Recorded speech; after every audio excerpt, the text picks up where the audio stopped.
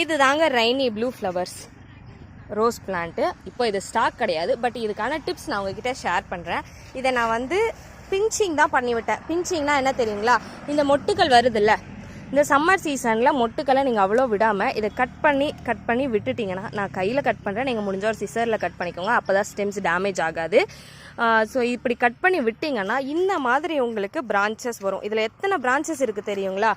1 2 3 4 5 6 7 8 9 10 11 12 13 branches இருக்குது.